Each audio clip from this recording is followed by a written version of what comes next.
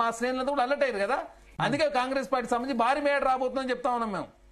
చరణ్ తెచ్చుకుందు, ఎందుకంటే వీళ్ళు భరత్ గారు వీళ్ళు ఫస్ట్ డే ఒక 25 వేలతోని స్టార్ట్ అయిన వాళ్ళు కౌంటింగ్. ఎందుకంటే వాళ్ళంతా కూడా దొంగోట్లను నమ్ముకున్నారు.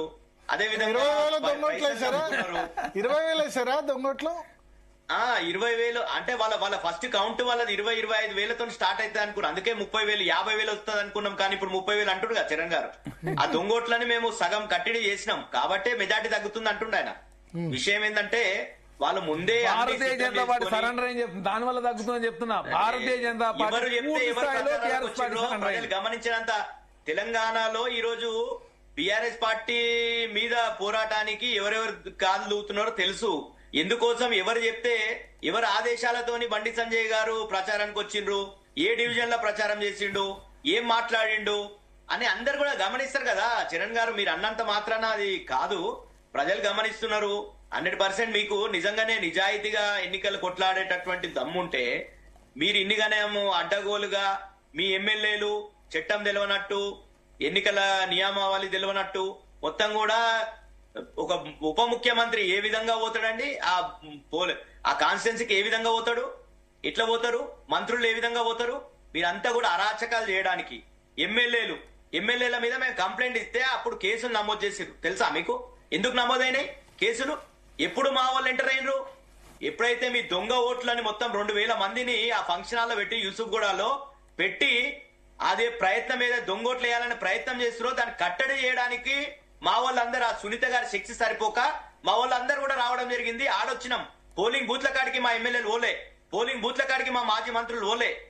ఎవరు కూడా శాంతియుత వాతావరణంలో మా కార్యకర్తలు ఎవరైతే అక్కడ బూత్ల ఇన్ఛార్జ్లు ఉన్నారో, మా నాయకులు ఎక్కడైతే ఆ లోకల్ నాయకులు ఉన్నారో వాళ్ళు మాత్రమే ఎన్నికలు చేసిరు.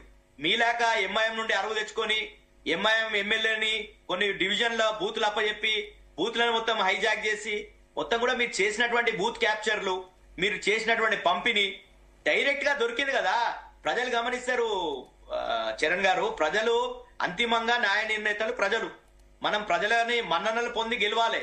రేవంత్ రెడ్డి గారు అది చెప్పకుండా మీరు ఓట్లు వేయకపోతే మీ రేషన్ కార్డులు కట్ అవుతాయి, మీ పెన్షన్లు కట్ అవుతాయి, మీ గ్యాస్ సిలిండర్లు రావు, మీకు కరెంటు రాదు, ఇవన్నీ కూడా ఏమంటారు? ఇది బ్లాక్ మెయిలింగ్ కాకపోతే ఏమంటారు? ఒక ముఖ్యమంత్రి స్థాయిలో ఆ విధంగా అంటే ఈ ఎన్నికతోని రాష్ట్ర ప్రభుత్వం పడిపోతుందా? కాంగ్రెస్ పార్టీ ప్రభుత్వం పోతుందా? ఈ ఎన్నికలు ఏం ఎన్నికలు ఎందుకు పోతాయని చెప్పిండు? ప్రజల్ని ఏ విధంగా ప్రెస్టీజియస్ గా తీసుకున్నారు? 100% ప్రతి ఎన్నిక బీఆర్ఎస్ పార్టీ కాదు, ఉన్నప్పటి నుండి కూడా ప్రతి ఎన్నికను మేము రాజకీయ పార్టీగా వాళ్ళు కూడా అంతే కదా మరి చేసుకునే తీసుకుంటాం. రేవంత్ రెడ్డి కూడా అదే చెప్పాడు. రేవంత్ రెడ్డి కూడా అదే చెప్పాడు. రేవంత్ రెడ్డి గారు కాదండి భరత్ గారు, అది మా శాసనసభ్యులు చనిపోయిన సందర్భంగా వచ్చిన ఎన్నిక. అవును, లేకపోతే మీరు అడగరా? వాళ్ళు పోటీ ఎన్నికలు పోటీ చేసి గెలవలే. పాలేరులో గెలిచిరు, నారాయణఖేడ్ గెలిచిరు, తర్వాత జరిగినటువంటి దుబ్బాకలు గెలిచిరు. మరి ఎట్లా? చరణ్ గారు మీరు మర్చిపోవద్దు, మేము సింపతితో అడుగుతలేం. మీరు మామూలు సింపతి క్రియేట్ చేసే ప్రయత్నం చేసిరా? సింపతి రాజకీయం చేసిరు, రౌడీ రాజకీయం. ఒకటి కాదు, రెండు కాదు, డెఫినెట్ గా 100 ఉన్నాయి.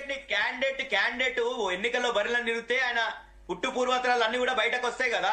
టీడీపీ సంబంధించి సెంటిమెంట్ వేసుకునే ప్రయత్నం, సెటిలర్ ఓటు ఆకర్షించే ప్రయత్నం, ముస్లింల ఓటు గుంజుకునే ప్రయత్నం. ఒకటి కాదు, రెండు కాదు కదా.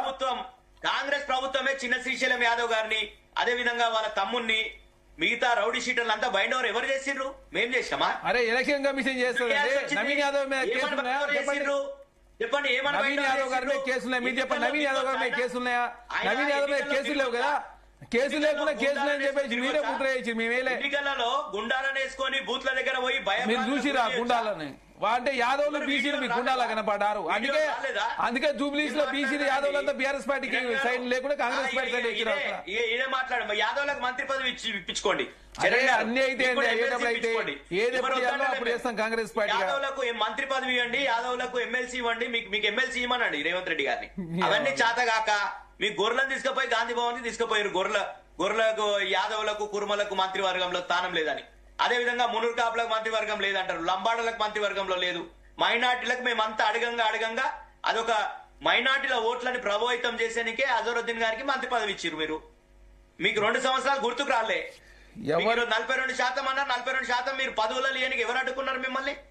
ఇప్పుడు మా పార్టీతో పోటీ పెట్టుకుంటే చరణ్ కౌశిక్ గారికి మా పార్టీతో కార్పొరేషన్ పోటీ చైర్మన్ పెట్టుకుంటే ఎవరైనా మీ పార్టీ రాష్ట్ర అధ్యక్షుడు కేసీఆర్ గారు, వర్కింగ్ ప్రెసిడెంట్ కేటీఆర్ గారు, మా పార్టీతో మా పొత్తు పార్టీ పెట్టుకోవద్దు, మీరు గురించి మాట్లాడలేదు పోటీ సార్. పెట్టుకోలేరే మీరు. నేను మీ పార్టీ గురించి మా మాట్లాడతలే. అధ్యక్షుడే నేను పార్టీ బీసీ గురించి మాట్లాడతలే.